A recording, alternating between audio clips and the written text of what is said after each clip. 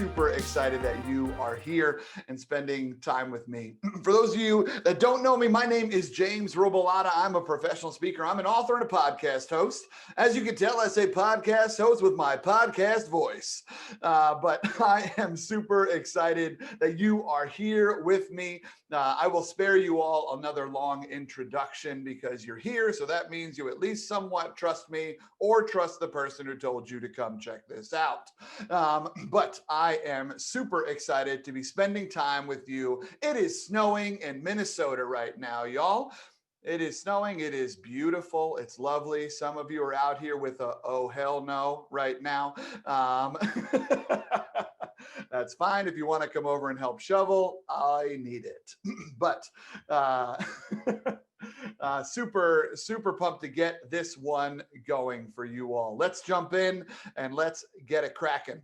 So, my friends, today we are talking about feedback. Feedback is one of those things that people don't often love. People is one of those things that sometimes people do enjoy, but no matter what, when we talk about having growth conversations with individuals around us, it often stirs some kind of reaction. And so that's where I want to start out today. In the chat, can you let me know when I say, hey, I need you to go give feedback to so-and-so, can you let me know in 1 or 2 words, what emotions come up for you? What happens in your brain, in your body? Let's hear it. Anxiety, fear, cringing, yes. I love it. What else we got here? Vocabulary. Do I have all the words I'm supposed to have? That's a real one for sure. I love that. Let's see what else we got over here. We got the tone, right? Curiosity, taking deep breaths, expect any reaction. You're bracing for impact.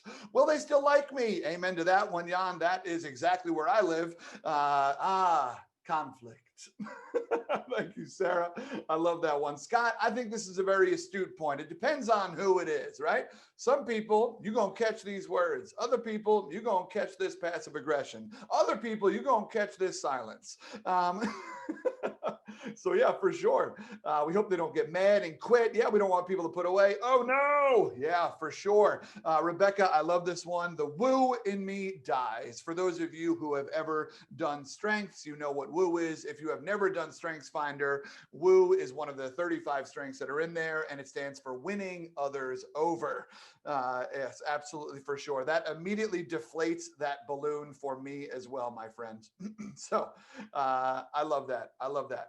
So here's the thing when it comes to feedback. Feedback is critical. We know that it's critical. We know that it's important. We know that we like to hear it as well because we all want to be better at our jobs. We'd all like to figure out what we can do a little bit differently to keep it pushing. But it's also complicated.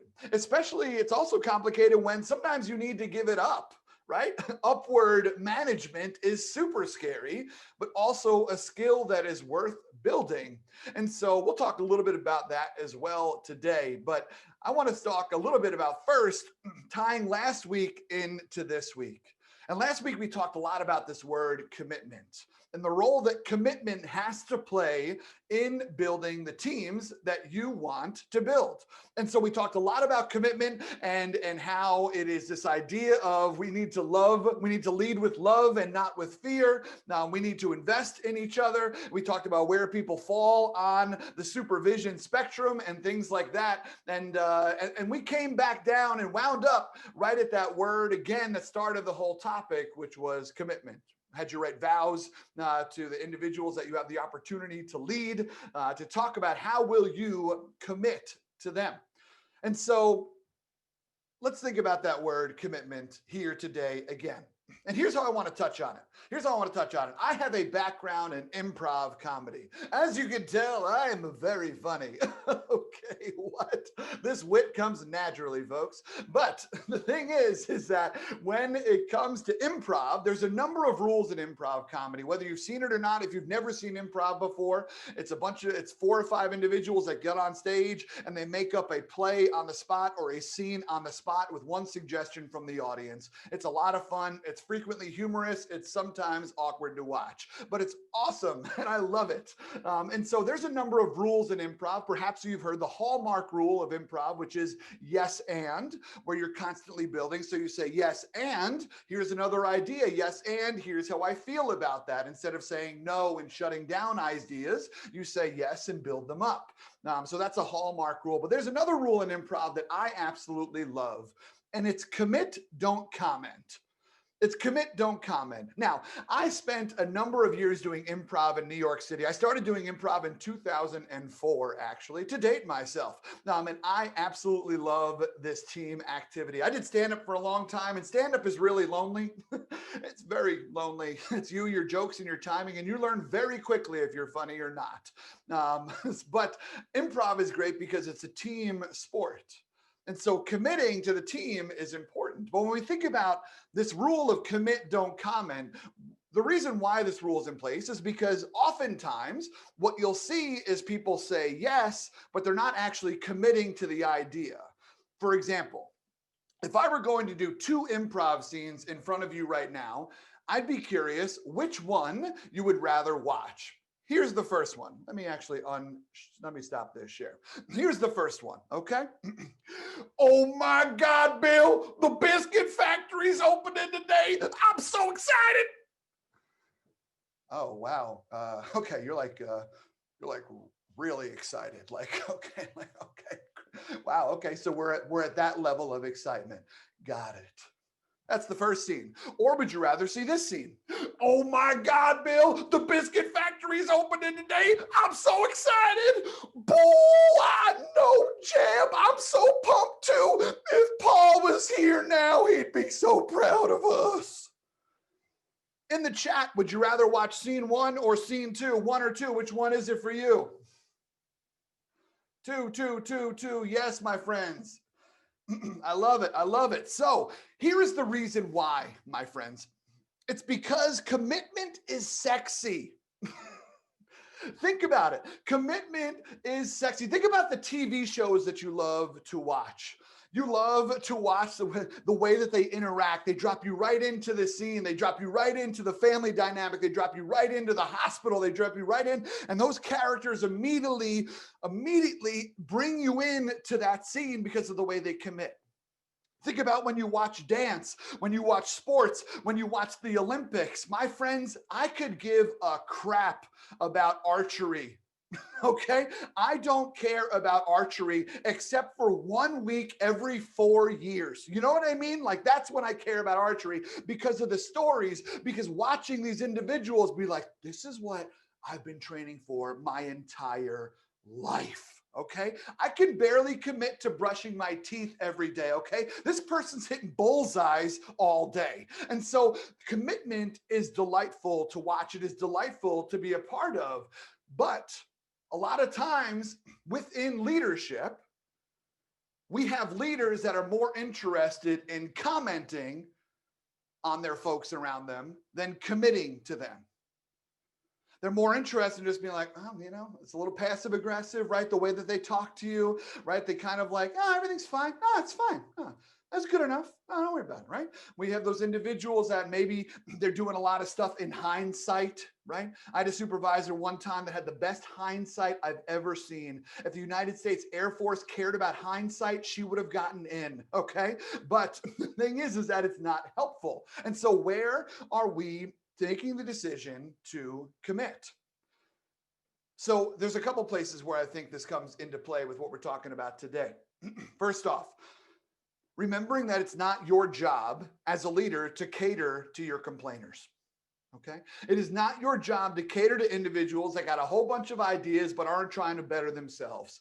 It's not your job to cater to individuals that complain, nor is it your job to complain. Let's make sure that's out there as well. Don't get me wrong, you can have a bad day, things can be frustrating to you, but if all you ever do is complain, that's not the reputation we need either. But it is not your job to cater to complainers. It is your job to have conversations with those individuals and be like, hey, sounds like you got some thoughts and some ideas. Are you willing to work on those changes that you think we should do? Are you willing to put yourself out there and maybe take on another piece to do something else? Are you willing to help this organization grow in ways that you think would be beneficial? And if they're like, hell yeah, I'm in, that's amazing. You got another soldier. And if they're like, no, that's your job. I don't want to do that. I'm just here. I'm just the one pointing it out.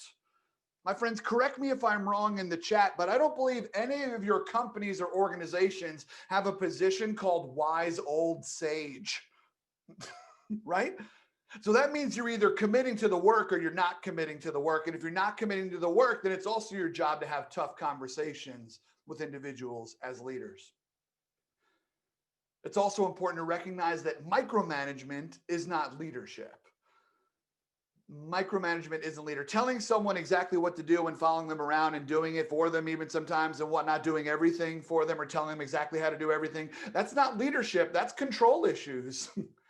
And they're different. And so recognizing that we are committing to the growth of our individuals, and that growth sometimes doesn't always just equal an upward trend. Sometimes there's some dips in the learning curve, and that's okay. We are committing to the overall growth, not the momentary blips of work that needs to be put in. Also, we need to recognize that there is a difference between quality time versus in the same space time. Now, this is very different right now, obviously, in the midst of a quarantine. We can't really be in the same space. And even when we can, it's kind of awkward. But still, what I mean by this is that proximity helps, but it only gets you so far. And so what are the ways that you are investing your time in your folks and showing up for them and not just being like, I don't know, I was here if they had any questions, right? They knew I was around, right? I don't understand why they didn't come to me. Those kind of moments, right? It's on you to put yourself out there to create some of those quality time moments as leaders. And the last thing I'll say is also the last thing that I said last week, which is, again, reminding ourselves that commitment looks like showing up and advocating for individuals. Advocating individuals. Sometimes we need to fight for individuals to themselves, right? Oftentimes other people see our greatness before we do, and they're allowed to. And so sometimes that's you advocating to an individual that has self-doubt about why they shouldn't have self-doubt. Those kind of things are often important. Advocating just doesn't look like talking to your vice president about so-and-so. Sometimes it looks like in those moments as well, those healthy feedback moments. So this is what we're talking about. When we think about giving each other feedback, participating in fruitful growth conversations, I think, again, it looks like that word commitment. And so you all know that I like myself a spectrum. And so I made a little bit of a spectrum for the different types of feedback givers that there are out there. These are all technical terms, by the way, if you need me to define any of them. Feedback givers. And so let's talk about them really quick. Here are the different feedback styles that are out there. First off, the cliche football coach. Or the Cliche football coach, if you don't know how to put an accent mark in on this program. Next, the cocky doctor, the Midwest in-law, the stuffed animal, and Robin Williams in Good Will Hunting. All right, as you can tell, this is a scientific spectrum. Here we go. Let's talk about the cliche football coach first. We know what the cliche football coaches are. They have some pros to them, right? These individuals have pros because they get results. They get results, they create discipline, and there's some value to that, right? They often command respect. There's multiple ways to get respect, and this is one of them, technically, all right? So these are some of the pros that cliche football coaches have. Some of the cons of these individuals, some of the cons of their feedback style is that they're often aggressive. They're often aggressive in the way that they deliver their feedback. There's not a lot of love, right? These individuals sometimes are a little bit more on the fear side than the love side. They're very demanding. They're very demanding. They demand things of other individuals, sometimes that they don't even demand of themselves. Sometimes they do, sometimes they don't. Depends. It's not a congruent thing all the way across the board. They also don't allow for excuses. Okay. They don't care what happened to your kid. They don't care what happened. They don't care that somebody else on the team didn't get the thing done, so you didn't get the thing done. They don't care about this not happening, but they don't care that Mercury's in retrograde, my friends. Okay. There are no excuses out here. And they also use competition and ranking to motivate. They'll pit people against each other. So that's a cliche football coach. Next, we have the cocky doctor. I don't know if any of you have cocky doctors like I do, but these cocky doctors of mine like to often passive aggressively tell me that I need to lose weight. And they do it in a way that makes it very condescending, right? Like my dentist is like, have you heard of toothbrushes? They're a new thing that's out there, James. You know, I don't know if you know about floss. It's up and coming, right? You should invest now. So these individuals do have some pros to them as well. And the pros of the cocky doctor is that they're seen as a go-to person. Sometimes it's nice to know exactly who you need to go to get the information you need in order to make the next steps you have to make. These individuals also have all of the knowledge.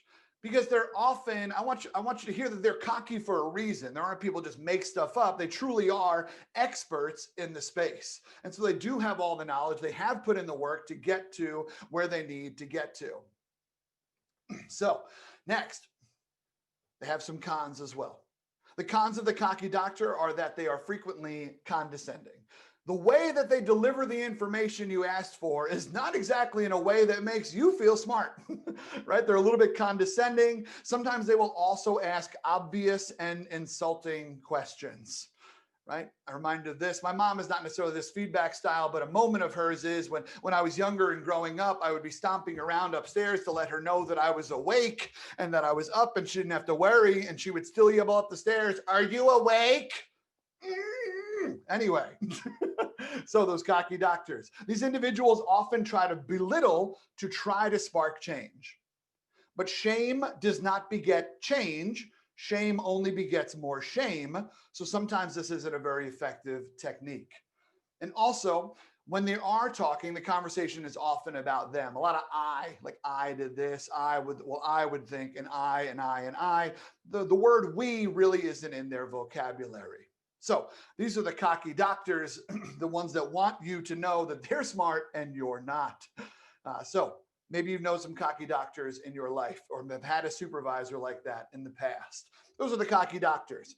Next, the Midwest in-laws. Now, I recently moved to the Midwest, my friends. I'm a born and raised New Yorker, and a lot of people describe New Yorkers as aggressive, as kind of like a little irritable, as someone like that. I describe New Yorkers as efficient. Okay, and so when it comes to the Midwest in-laws, I'll tell you a really quick story.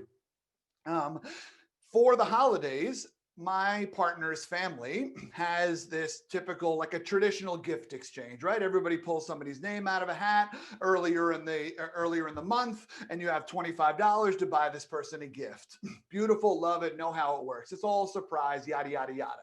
So it's all a surprise until right before the person starts to open the gift at the family gathering. Because right when that first piece of Scotch tape is peeled off, someone across the room will inevitably start talking by saying, "I'm really sorry if you don't like it. I don't even know if yellow is your color. I really don't even know it's the right size. It's okay. There's a gift receipt underneath it. If you needed to do anything, I'll be happy to go back. I'll go to Target with you. I bought it at Target. We love Target. Anyway, so if there's anything that you need, it's okay. I'm sorry if you hate it. I'm sorry if you hate me. Anybody? Okay, great.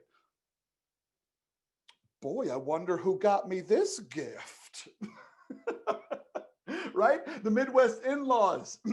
They have some pros, my friends. They have my pros. I don't want to drag my in-laws through the mud right now. As a matter of fact, I truly believe that I lucked out in the in-law draw. I would not have moved to Minnesota if I did not love my family out here as well. And so please hear me say that. And they love to hear me make fun of them. But some of the pros of the Midwest in-laws is that they want you to know that they care a lot.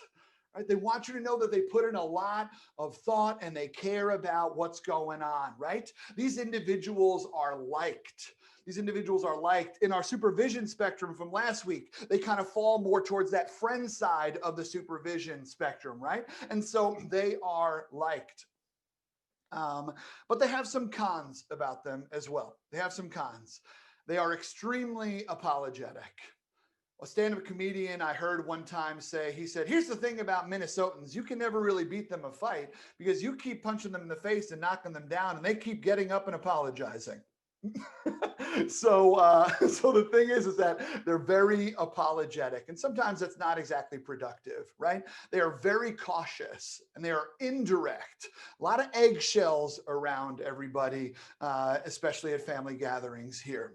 They also, when they are ready to communicate a thought or an emotion, it comes off as passive aggression. Right? That's how it kind of comes off. I have stories about my grandmother and her passive aggressive techniques towards our dog, but we won't get into those today because she's a wonderful woman. But they also use passive aggression to try and guilt to try to teach. These individuals also have that exceptional hindsight. Since they didn't want to tell you how to do something in the front end because they were a little too eggshelly, they are quick to tell you on the back end how things could have happened and what they would have done had they been in that opportunity. So we know these folks. Next, the stuffed animals. The stuffed animals. Here's a fun story about me, friends. I had a giant stuffed animal collection when I was younger. I had a koala named Mimi. I had a harp seal named Sammy. I had a walrus named Schmedley. And so there we go. But the reason why I tell you that up front is to let you know that I am an expert when it comes to stuffed animals. So it's important that we always qualify our credibility in these presentations. Next, let's talk about the pros of the stuffed animal type. The pros of the stuffed animals is that they're always smiling. They're a delight to be around. It truly is lovely. I love these folks. They're so fun. They also want harmony. And there's something to be said for harmony, right? Team dynamics do matter. Right? Team dynamics do matter, but stuffed animals often sacrifice team performance for complete team dynamics and only caring about harmony, which is often an unachievable goal. So there's some pros to them, but there's also some cons. And the cons to the stuffed animal feedback giving technique is that they're also silent. Trust me, I had many a one-way conversation, but I was just happy to have a friend. Okay, great. Let's move on. They're also completely non-confrontational. They're completely, everything is fine. Everything's good. No, it's good. No, we'll figure it out, right? Just the phrase, we'll figure it out. Don't worry about it, right? Don't worry about it. We're good. Everything is always good. We know these individuals completely non-confrontational. Last but not least, is Robin Williams in Good Will Hunting. Now, this one actually falls in the middle of the spectrum, but I've been told that as a speaker, I should build to the biggest point I want to hit, and so here we are. And so Robin Williams in Good Will Hunting, if you have ever seen Robin Williams, if you've ever seen Robin Williams in Good Will Hunting, then you know how powerful of a role this was. If you have never seen this movie, I highly suggest it. It is worth your time and it is not overrated. As much as people tell you how good it is, I think they're right. And Robin Williams plays this really powerful character in there. He plays a psychologist, and the work that he does is really impressive. So let's talk about some of the things that Robin Williams does. Let's talk about some of the pros of his technique or someone who follows his technique in a feedback setting. So some of the pros are this, is that he is assertive. He is very assertive, not aggressive, not passive. He's hitting that assertive line of like, hey, we got to keep things moving here, right? We're not just going to be everything is fine, but we're not also going to be everything is wrong. So they also are vulnerable. Robin Williams shares a lot of these powers. His character shares these stories with his clients, namely Matt Damon in this case. He shares some stories about when he fell in love and when his wife died and when she got cancer, and these really powerful stories to bring individuals closer to him so that they could start to see a little bit more of themselves in his character. He's also an exceptional listener. right? He did those kind of those multi-layered listeners. Yes, I'm listening to your words, but I'm also listening to your tone and I'm listening to your body language, those kind of things. It's a little bit tough during the Zoom time to kind of be able to be as good a listener as possible because we're not in the same space and our bodies, our eyes, our hands talk so much for us sometimes. But Robin Williams is a great listener. He also let the fish run with the line. Stick with me on this analogy. Stick with me on this analogy. For those of you that have been fishing before, particularly for big game, right? You're out here getting some marlin or you're getting some tarpon or something like that. That sounds impressive. When you get a fish on the line, you don't immediately start reeling them in unless they're a tiny fish. You don't immediately start reeling them in because you need them to tire themselves out. And so you let them run with the line for a while to exhaust themselves until they're at a place where you can actually bring them in. Oftentimes with individuals, when we are working with them and we're giving them feedback, sometimes we must first let them run with the line. And by that, what I mean is we need to hear their stories. We need to hear what they thought was going to happen, what they thought was expected of them. We need to hear their ideas, their thoughts, and things like that. And then we start to bring them in. Then we start to bring them in and have the conversations of like, I hear all that. And now let's talk about it within this construct, this framework, this team, those kind of things. Again, a little bit of a morbid example, but hopefully you're with me. Okay, great. So these individuals care about growth and team dynamics. Again, on that spectrum last week, we had bosses, we had friends, and then we had great leaders in the middle. And great leaders, bosses care only about team performance and results. Friends only care about team dynamics. Great leaders recognize that team dynamics equal team performance. They must be on the same plane. And so these individuals are like that as well. But they do have some cons. Robin Williams does have some cons, and his character does as well, and people have this feedback style, therefore. And the big con is that it takes more time. And time is not infinite. Time is something that we don't always have. Time is something where it's like, no, this is an emergency. You need to correct it and get it done. Here's what you need to do, right? Time is something that we also are sometimes reticent to give to other individuals, especially if we are uncomfortable around them, right? We're happy to give time to individuals that we know, that we see ourselves in, that we connect well with, but we're sometimes less likely to give time to individuals that we kind of like, I don't know if we're connecting that well right now. But that time is invaluable. The time is invaluable. So if we're going to look at this as a spectrum, here's what we got. Here's what we got right now, my friends. Here's what we got right now. And so here's what we're going to do right now.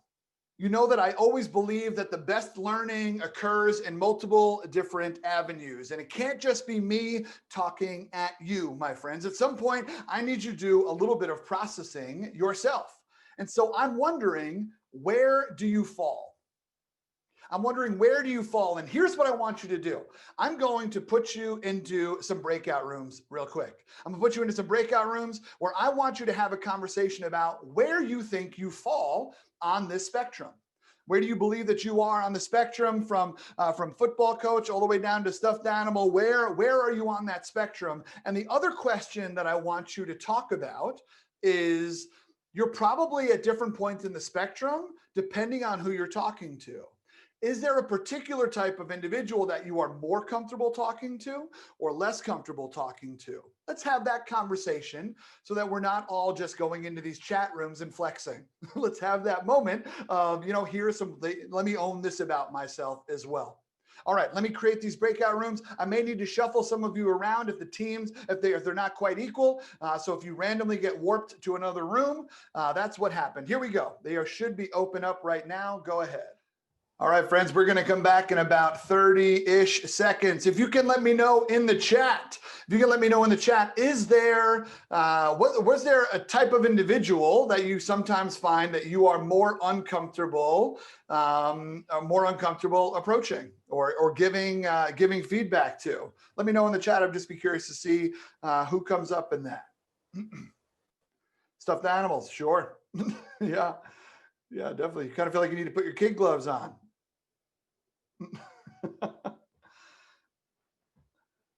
I love this. All right, my friends, we got them closed in 5 seconds. So welcome back, everybody. Welcome back. Here's what I'd love to know in the chat, if you can. If you can you let me know, is there a type of individual that you often find that you are less eager to give feedback to? Is there a type of individual? And you could name somebody that was on the spectrum, or you can name a type of individual. For example, in here, right, the supervisors or upward feedback. I think that one's great. For sure. The cocky doctors. Yeah, definitely. Especially if you're like me and you have insecurities around your intelligence. Stuffed animals, absolutely. People have a longer tenure than you, right? Yeah, a little bit of that, like, well, what do I know? And I don't want to rub them the wrong way or whatever. Yeah, absolutely.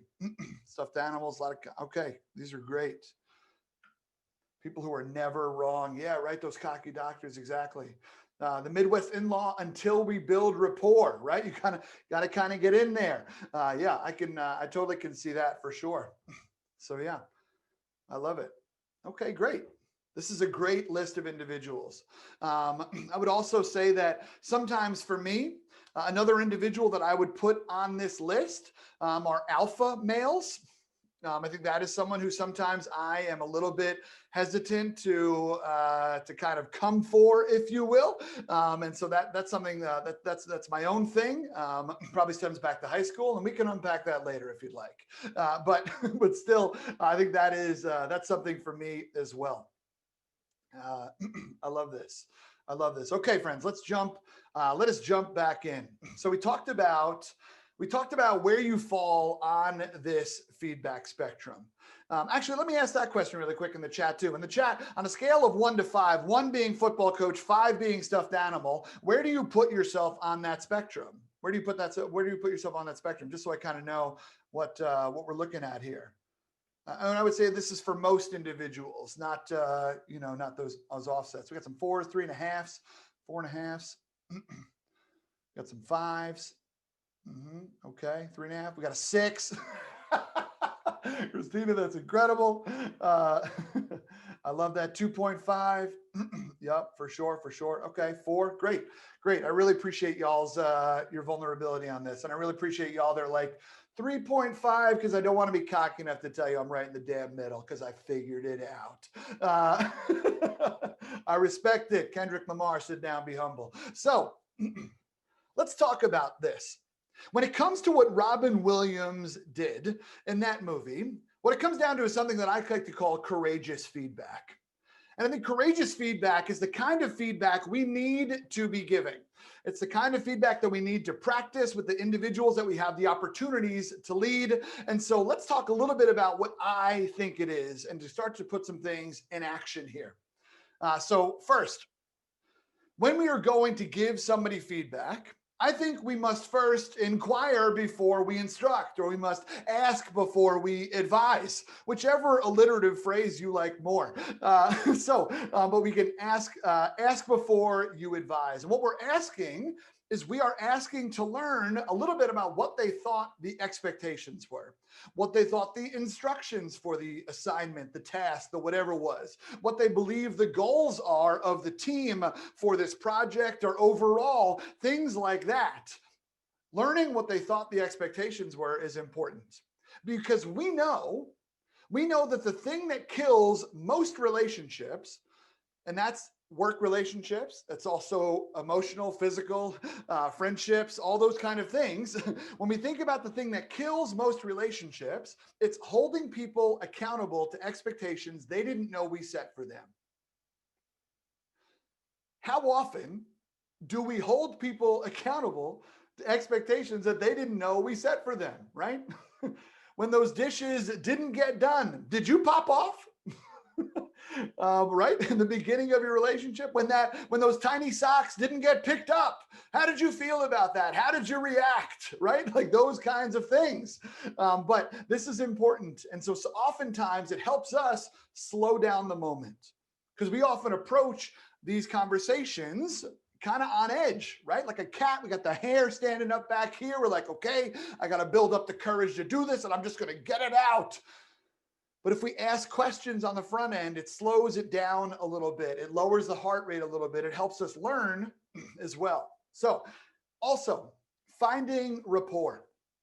Finding rapport is critical, but it's also, Brian, I love that phrase, an unsaid expectation is an unfair expectation. For facts, friend, facts.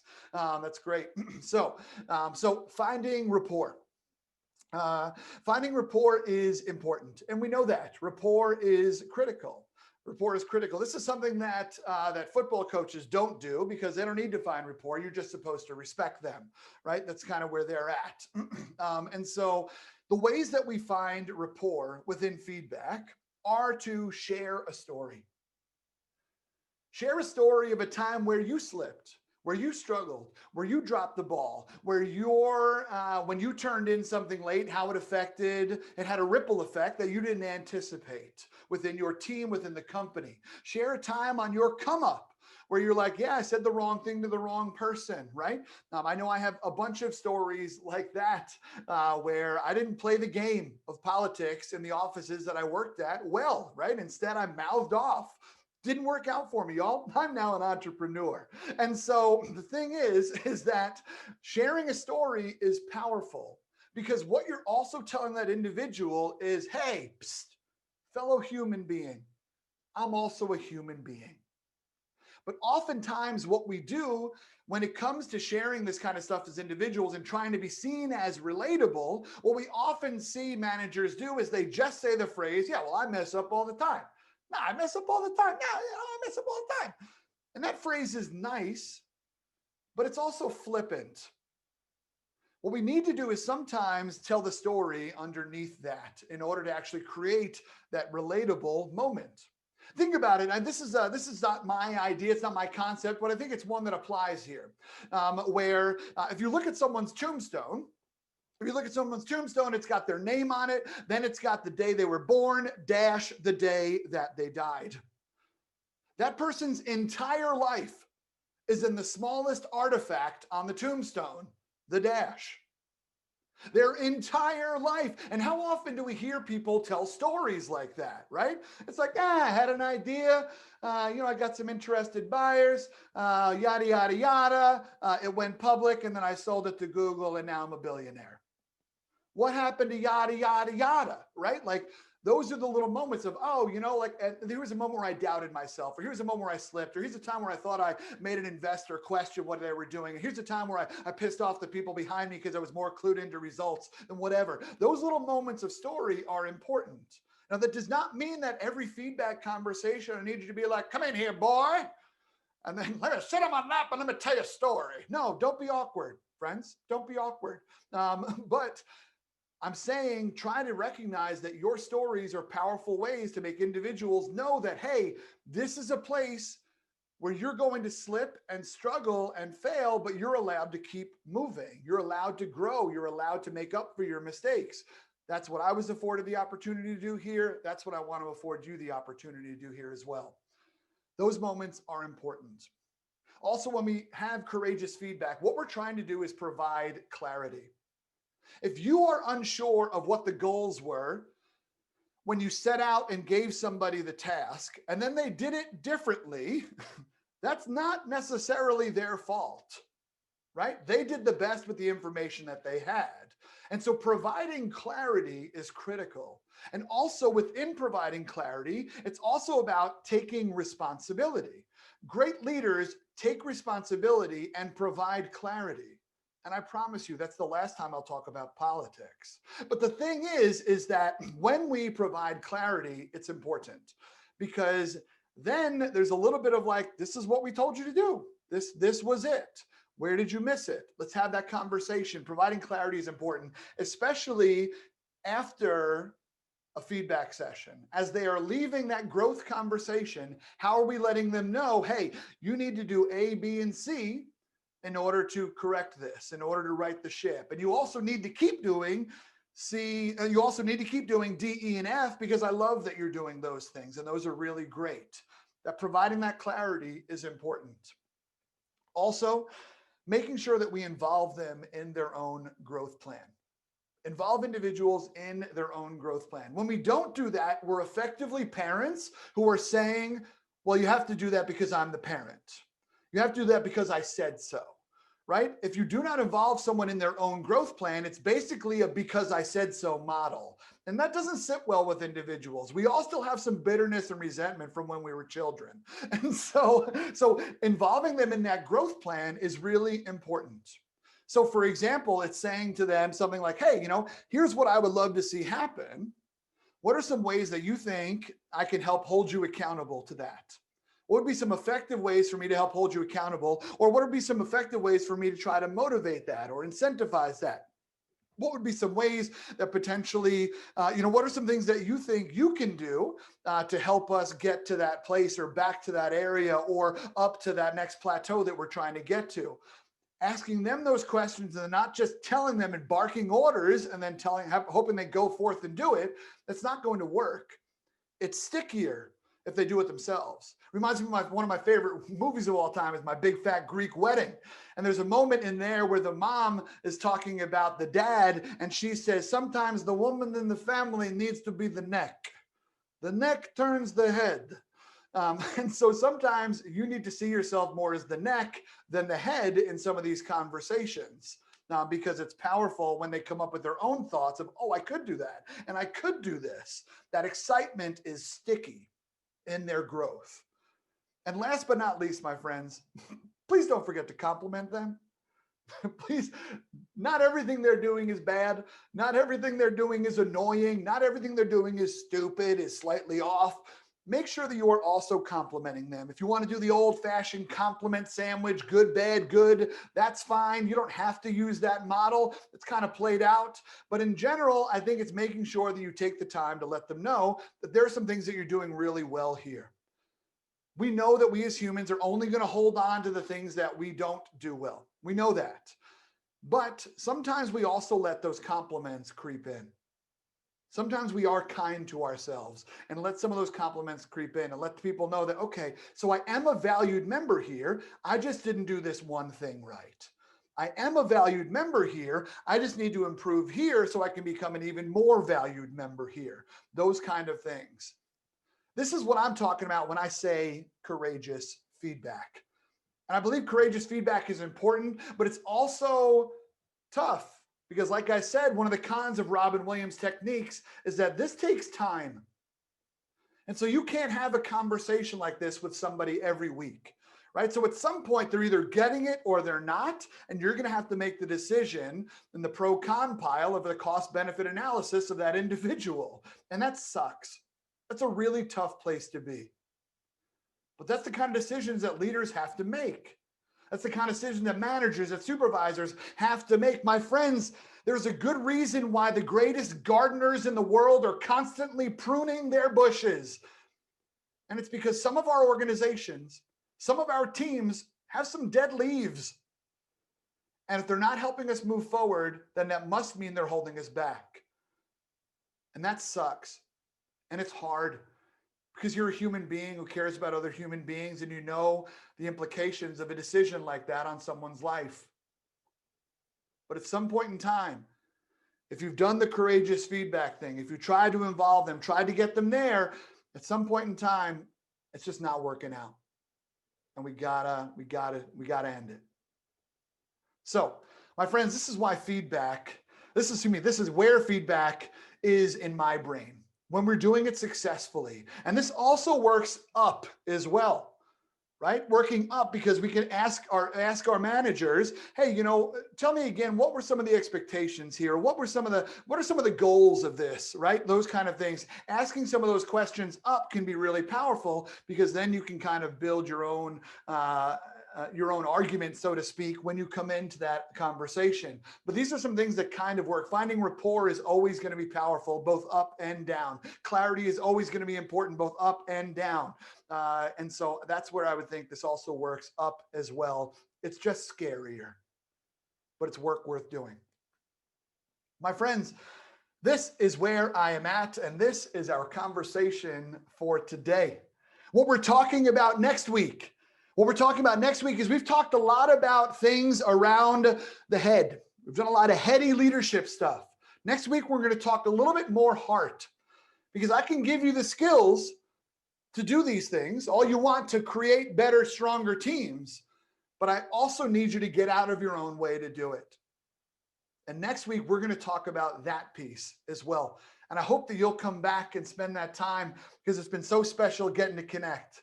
And if for some reason you can't and you want to stay in touch with me, obviously we are going to send you these things, these videos in due time. Shout out to Laura Lavender up in the corner.